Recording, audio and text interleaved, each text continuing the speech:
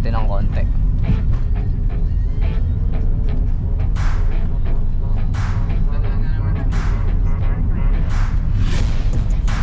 Shots at the enemy. I'm gonna make it to the top, leave a legacy. If I got something to say, you better let me speak. Turn it up a new degree, bitch, you ain't seen anything. Hello guys, for today's video, Avanza E yung gamit natin na 2024 model yata to, na automatic din, CVT. Iniwan muna namin si Wigo dahil hindi kami kasya, so ito is nirent natin. Nadala na namin siya sa May Kawayan Commercial Complex, kinapaka pa muna. And then ngayon na Malengke. So next stop namin is Santa Maria para naman mag lunch. And then after that is punta tayo ng Pandi, kasi sa Amana yung destination talaga namin for today's video. Ang una mong mapapansin dito is wala siyang push start button, kasi ganun yata pagka e-variant. Di susi siya.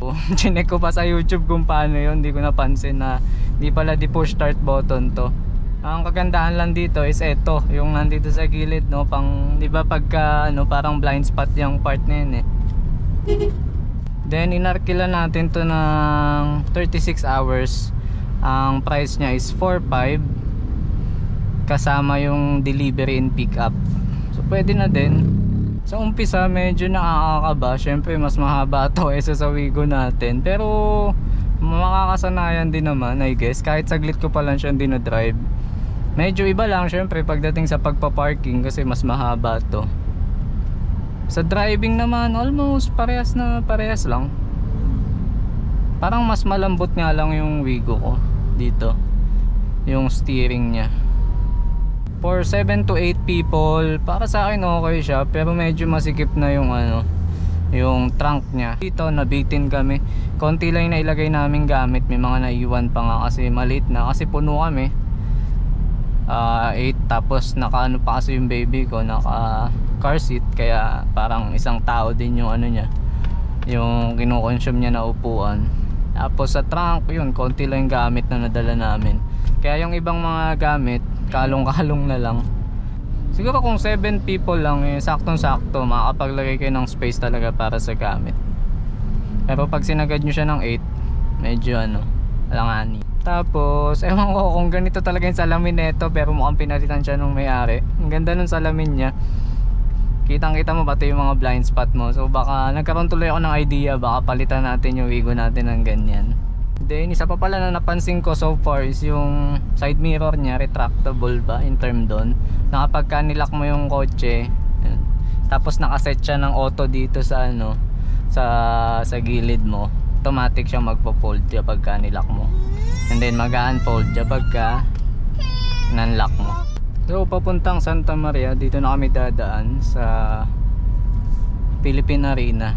Masarap din mag-drive dito eh.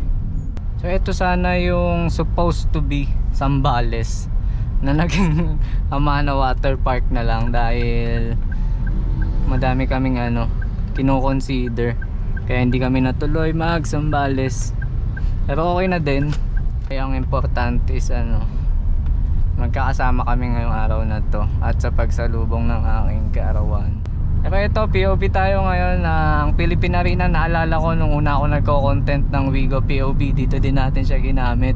Salamat sa lahat ng mga nag-support from that video. And then hopefully sana magustuhan nyo din tong video na to. Sinubukan lang natin gumamit ng Avanza. And yun, more on POV content tayo and some goals na ina-achieve natin. Katulad nito, another goal na naman yung i-check natin sa ating listahan. And kung nagugustuhan mo yung mga ganitong klase ng content, you can like and syempre you can subscribe, kasi malapit na nating ma-reach yung 1,000 subscriber. Nasa 900 na tayo. Sobrang thankful sa inyo guys.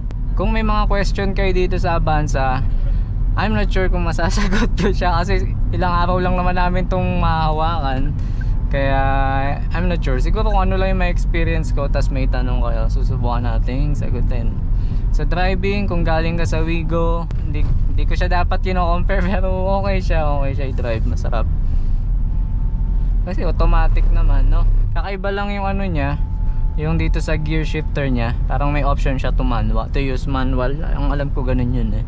Pero since wala naman tayong dadaanan ditong palusong at matarik na paahon, for sure din natin magagamit yan.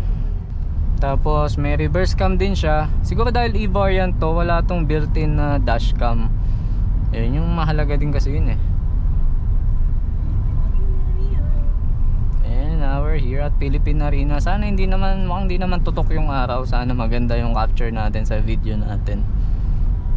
So kung ikaw nagmamanifest ka na makapag-drive ng SUV katulad ng Avanza one day, pwede mong gamitin tong video natin, no? Isipin mo lang ikaw yung nagda-drive dito, tapos kasama mo yung family mo, di ba? Ang saya-saya.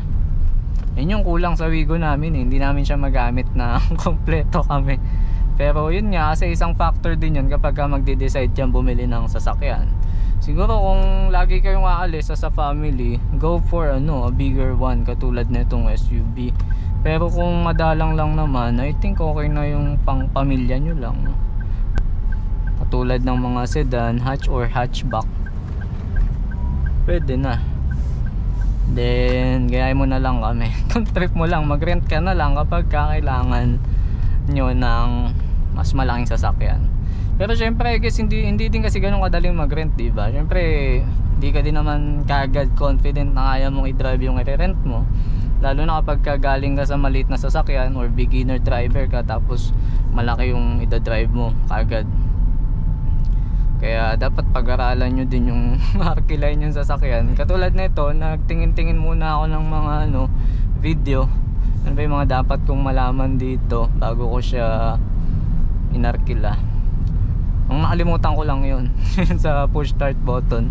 Pero kaya naman, since nakahawak naman tayo ng Avanza before, na ikwento ko nga sa PDC natin na Avanza yung ginamit ko doon. Pero yung luma, ito kasi is 2024 version eh. Feeling ko nga mas malaki din to, I guess sa space compared dun sa lumang Avanza. Then mas malambot yung, parang mas malambot yung sa busina niya kaysa dun sa busina ko sa steering wheel ko. Then sa pindutan, almost same na same. Meron lang siya ditong defogger. I think yun yung wala tayo sa Wigo natin, no? Pero di man natin kailangang i-test yan dahil ang init-init. Okay, so ngayon punta naman tayo ng Santa Maria. At doon na kami magla-lunch bago kami dumiretso ng Amana sa Pande. I think maganda din na goal yung makapag-try ng ibang sasakyan para na-experience din natin. Hindi man natin kayang bilhin, at least masubukan nating i-drive. Pero yun nga lang, medyo magastos din siya kasi i-rent mo eh.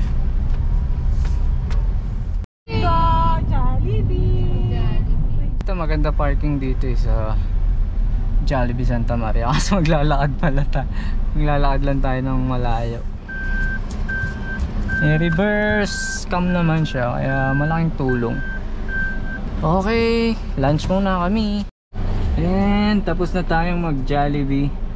12 PM time check. Ito pa yung check-in namin kaya hindi namin alam kung pupunta na ba kami, maggagala, bahala na. Siguro punta na kami doon, daanan namin tapos iikot kami.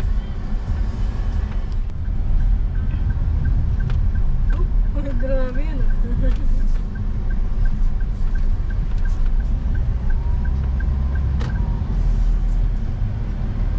Santa Maria Pandi Road na pala tayo ngayon.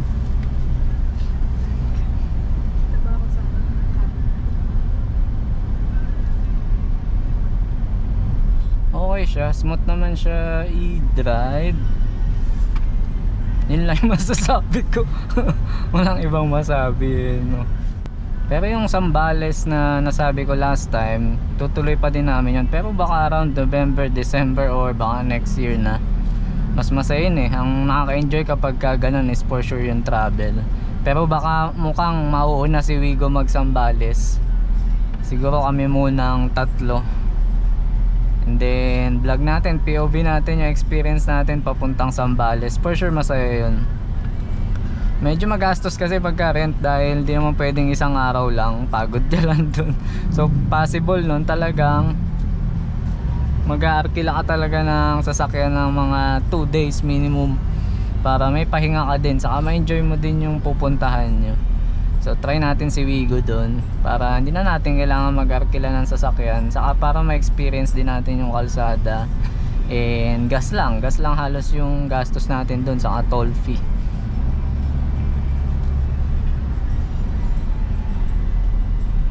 Ang dami nating naka-pending na gagalaan, no? May gabal doon din tayo na dati pa. So si Wigo muna yung dadali namin doon. Tapos magle-Lakeshore Pampanga din tayo, saktong-sakto magpapasko. Yun yung mga masarap puntahan eh. So sama namin kayo doon, abangan nyo na lang. And then check natin yung mga gastos kapag ka doon kayo pumunta. Ganda ng kalsada dito sa part na to, smooth na smooth, kaya enjoy lang. Sakto lang yung drive, tsaka Sunday ngayon, hindi masyadong traffic. Ang minamanifest ko na travel na ganito is yung talagang parang nasa gitnang bukid ka lang, no? Parang saya-saya nun. Tapos bubuksan nyo yung bintana, aamoy nyo yung simoy ng ano, yung simoy ng kabukidan. Tapos naamoy nyo yung ano, yung pag umahalo yung tayo ng kalabaw sa hangin, parang ano, parang ganun yun, di ba? Kapag kaamoy probinsya, ganun yun, di ba? Oh, pasok ba? Baby, hindi pa tatama? Hindi. Layo. Sorry, hindi po akin to. Nang-iingat lang. Mahirap na magasgas to.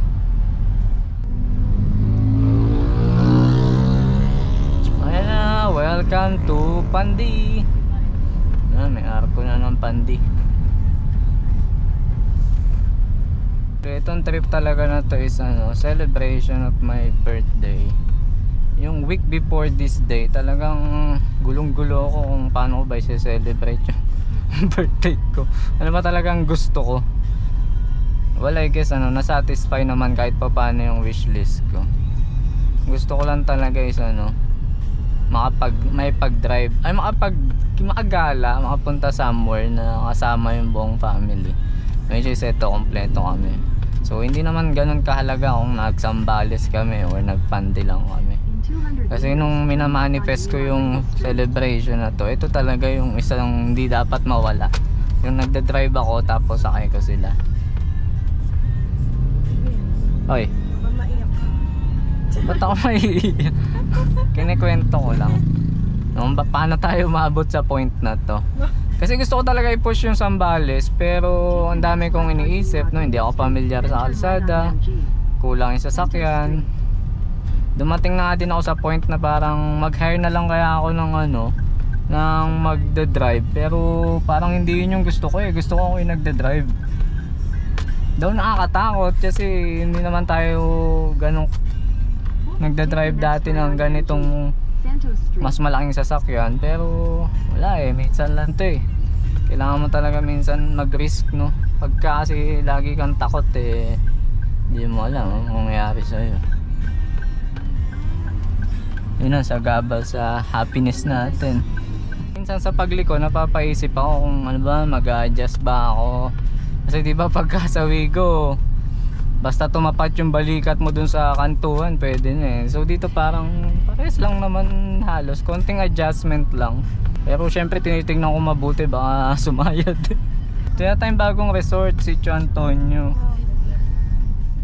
Ayan ang amana, pero gala pa daw kami para masulit naman tong kotse. Daan muna tayo ng Pandi Disenyo. Diretso pa.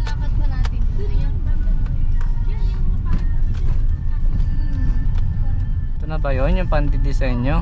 Ayun na. Ah, disenyo Pandi pala. Disenyo Pandi pala, kaya pala hindi nyo naintindihan. So, didiretso pa tayo. At gusto pa daw nilang maggala. So, tuklasin natin to.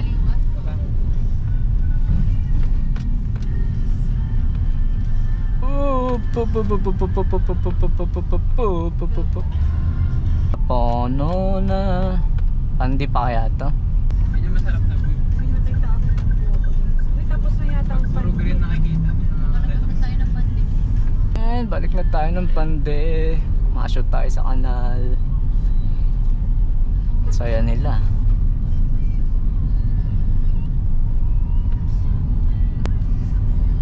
Tatawan natin ng konti.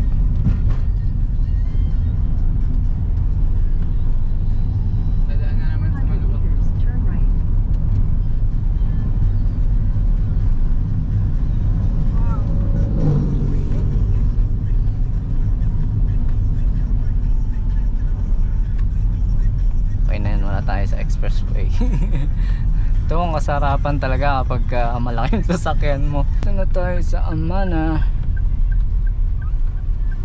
Alright, welcome to Amana. Ang usok ah. May nagsisisi. Saan ang entrance? Saan ang entrance? Isa lang. Time check, it's 12:51 PM at isang oras pang hintay namin. Di pa kami pwedeng pumasok. Talagang 2 PM. Strict sila doon. Ayan yung mga kasama natin sa biyahe. Kaway-kaway kayo guys. Awu, awu. Tuntua si Linlin, no? Oh. Yay! Kaway ka. Hi guys. Parang di kita sa likod. Nasaan mga tao sa likod? Tulog? Tulog. Nilamon na lang.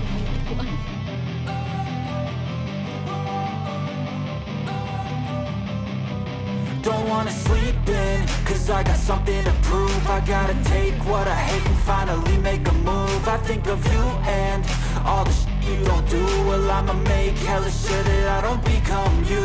I have no regrets, yeah, I'm tied up my chest. I'll never forget what it's like to be in debt. Been stabbed in the back bed, I'll show you what happens. Pass me the mic and I'll show you with action. How I feel this pain, you already know. Wow, Turn bing, back bing. to games, let my money show. I've got these things that I can't let go. Pag di ako nakagraduate agad, magaganto na lang ako. Time check, 11:50 PM at kami ay pauwi na. At pauwi na tayo. Goodbye Amana na. Sulit naman. So, last stop before kami tuluyang umuwi is lunch muna. May nakita akong karinderya dun sa ano papuntang Philippine Arena na pwede kaming mag lunch. Lutong bahay naman, nakakasawa naman pag puro fast food, parang iba yung busog niya Okay si Avanza, maganda din siya. Kung may budget ka talaga pang Avanza, siguro go for Avanza na. Mag-a-add pa pala ako ng ano dito, 200 para sa car wash. May ganun pa pala, kala ko kasama na sa bayad yun yung car wash pagkatapos mong gamitin. Kaso sabi nung may-ari kung wala daw akong time magpa car wash, sila na lang daw. Mag-add na lang daw ako ng 200. Ito kasi sa marketplace lang namin siya na contact. Sa Facebook pala, sa Facebook group. And ayun. Pumili lang ako nung malapit sa amin para yun nga, mabilis lang yung pick up sa delivery.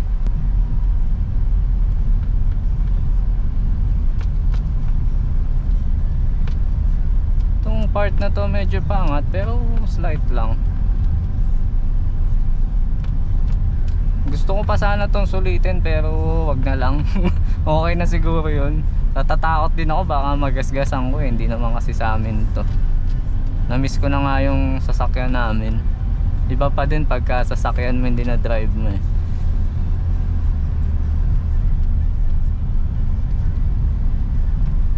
Conclusion ng review, okay to kung pampamilya talaga at lagi nga kayong aalis sa family, yung marami kayo.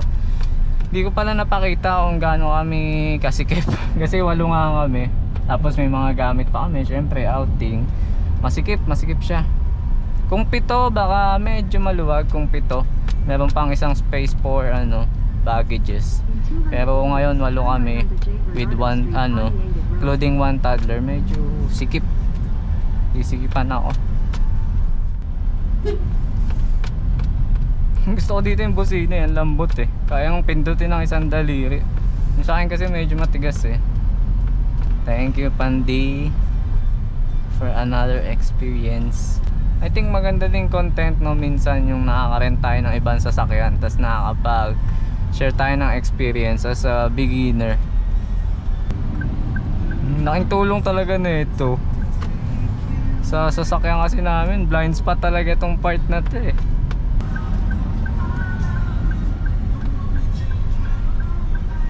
Kaya tayo dito.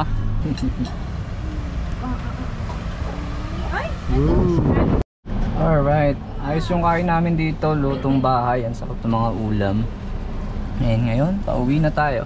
Alright, wala na akong masabing iba guys. Hope you can support our channels at matulungan nyo kaming ma-reach 1,000 subscriber para ma-monetize na tong channel na to at may pangrenta tayo ng ibang sasakyan. Hanggang sa muli, ingat po palagi. God bless and ingat. Bye bye. Bye bye kayo. Subscribe to our channel. Yeah. Thank you guys.